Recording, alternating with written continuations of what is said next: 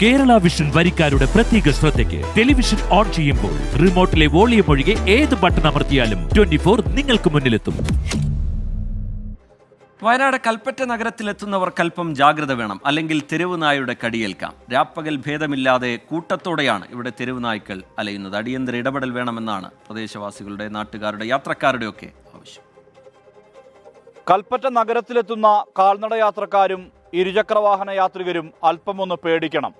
ഒന്നും രണ്ടുമല്ല, നായ്ക്കളുടെ കൂട്ടമാണ് പലയിടത്തും അലഞ്ഞു നടക്കുന്നത്. ജില്ലയുടെ പല പ്രദേശങ്ങളിലും അവസ്ഥ ഇതുതന്നെയാണ്. രാവിലെ നടക്കാൻ പോകാൻ പറ്റില്ല, അമ്പലത്തിലൊന്നും പോകാൻ പറ്റില്ല, പിന്നെ വണ്ടി കൊണ്ട് പോകാൻ കഴിയുന്നില്ല. പിള്ളേരൊക്കെ ബൈക്കിൽ പോകുന്ന പിള്ളേരെ മുന്നിലേക്ക് ഇത് എടുത്ത് ചാടിയിട്ട് വലിയ അപകടം ഉണ്ടാവുകയാണ്.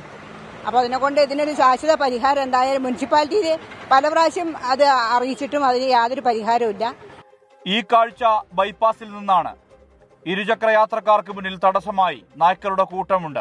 കാൽനട യാത്രികരും തെരുവ് നായ് ഭീഷണി നേരിടുന്നു. നഗരസഭാ പരിധിയിലെ ചുങ്കം, അമ്പിലേരി, മുണ്ടേരി, കൈനാട്ടി, കൽപ്പറ്റയിലെ ബസ് കാത്തിരിപ്പ് കേന്ദ്രങ്ങൾ, അങ്ങനെ എല്ലായിടവും പലപ്പോഴായി തെരുവ് നായ്ക്കളുടെ കൂട്ടം കീഴടക്കാറുണ്ട്. അതിനാൽ തന്നെ ആശങ്കയുണ്ട് നാട്ടുകാർക്ക്. ഇവിടെ ABC എന്ന് പറയുന്ന ഒരു പ്രോഗ്രാം ഉണ്ട്. അതിന്റെ ഒരു ഷെൽട്ടർ ഹോം ബ്ലോക്ക് പഞ്ചായത്തിന്റെ, കൽപ്പറ്റ ബ്ലോക്ക് പഞ്ചായത്തിന്റെ നിയന്ത്രണത്തിലായിട്ട് പടിഞ്ഞാറത്തറവുണ്ട്. വയനാട് ജില്ലയിലുള്ള മുഴുവൻ പഞ്ചായത്തുകളിൽ നിന്നും അതിനൊരു ഷെയർ അവർ വാങ്ങിയിട്ടുണ്ട്, അതിന് വേണ്ടിയിട്ടുള്ള ഒരു ഫണ്ട് വാങ്ങിയിട്ടുണ്ട്. പക്ഷേ ഇതുവരെയായിട്ട് ആ ഷെൽട്ടർ ഹോം ഓപ്പൺ ചെയ്യാൻ വേണ്ടിയിട്ട് ബ്ലോക്ക് പഞ്ചായത്തിന് കഴിഞ്ഞിട്ടില്ല.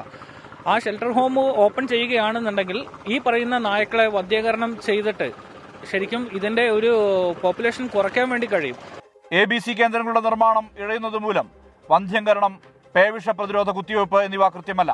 ഇതാണ് ഈ വിധം തെരുവ് നായ്ക്കൾ പെറ്റുവരുകാൻ കാരണമെന്നാണ് കുറ്റപ്പെടുത്തൽ. തെരുവ് നായ്ക്കളെ നിയന്ത്രിക്കാനുള്ള നടപടികൾ വേഗത്തിലാക്കണമെന്നാണ് ഉയരുന്ന ആവശ്യം. ടൗണിൽ നായ്ക്കളെ ശല്യം കൊണ്ട് യാത്രക്കാർക്കും കുട്ടികൾക്കും ഒക്കെ ബുദ്ധിമുട്ടാണ്. അതിനുള്ള നടപടി സ്വീകരിക്കാൻ മുനിസിപ്പാലിറ്റി അധികൃതർ ശ്രമിക്കണമെന്ന് വിനീതമായി അഭ്യർത്ഥിക്കുന്നു. നായ്പേടി ഒഴിയണം. അതിനാൽ തന്നെ വന്ധ്യംകരണ പദ്ധതി വേഗത്തിലാക്കണം. നാട്ടുകാർക്ക് സുഗമമായും സുരക്ഷിതമായും സഞ്ചരിക്കാൻ കഴിയണം. മനു ദാമോദരനൊപ്പം സുർജിത് അയ്യപ്പത്ത്, 24 വയനാട്. പൊതുജനം കഴുതയല്ല സാർ.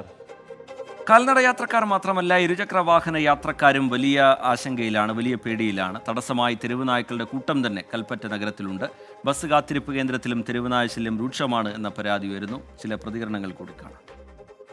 നായ്ക്കളെ കൊണ്ടുള്ള ശല്യം എന്ന് പറഞ്ഞാൽ വണ്ടിക്കല്ല മെയിൻ പ്രശ്നം, ബൈക്കുകളും സ്കൂട്ടികളാണ് മെയിൻ പ്രശ്നം. അതുപോലെ സ്കൂൾ കുട്ടികളൊക്കെ പോകുന്ന സമയത്താണ് രാവിലെ നായ്ക്കൾ ഇറങ്ങുന്നത്. ഈ ഏരിയയിൽ ഏറ്റവും കൂടുതൽ നായ്ക്കളുള്ള സ്ഥലമാണ്. ഇവിടെ തൊട്ടടുത്ത് പിന്നെ ചെറിയ സ്കൂളുണ്ട്, LP സ്കൂള്. ആ കുട്ടികൾക്കൊക്കെ ഭയങ്കര പ്രശ്നങ്ങളും കാര്യങ്ങളാണ്. രാവിലെ ഞങ്ങളൊക്കെയാണ് കുറച്ച് 8:30 വരുന്നതാണ്. 8:30 മുതൽ ഈ രാത്രി വരെയുണ്ട് ഈ നായശല്യം. അത് 100 കണക്കിനാണ്, 1 2 ഈ കടയിലാണെങ്കിലും ആൾക്കാർ കയറാൻ വയ്യ. ഇന്നലെ 3 നായ ഉറങ്ങിയത് ഇവിടെയാണ് ഉച്ച മുതൽ. ഈ നടക്കാനും ഒരു വഴിക്കും കുട്ടികളോട് ശല്യം, ഈ സ്കൂൾ കുട്ടികളാണെങ്കിലും പ്രശ്നങ്ങൾ, മുതിർന്ന ആൾക്കാരാണ് ഒക്കെ ആണെങ്കിലും എല്ലാവരും ഇട്ടു ബുദ്ധിമുട്ടുണ്ടാക്കുന്നുണ്ട്. ശരിയായിട്ടും രാവിലെ ക്രോസ് ചെയ്ത് ഇങ്ങോട്ട് വരുമ്പോൾ ഭയങ്കര ബുദ്ധിമുട്ടാണ്. പിന്നെ ഇവിടെ വന്നിട്ട് ഇന്നലെ കുട്ടികൾ ഇവിടുന്ന് ഓടിയായിരുന്നു, പെൺകുട്ടികൾ നായയുടെ പുറകെ ഓടിയിട്ട് ഇങ്ങോട്ട് ഓടി കയറിയായിരുന്നു കുറച്ച് കുട്ടികൾ.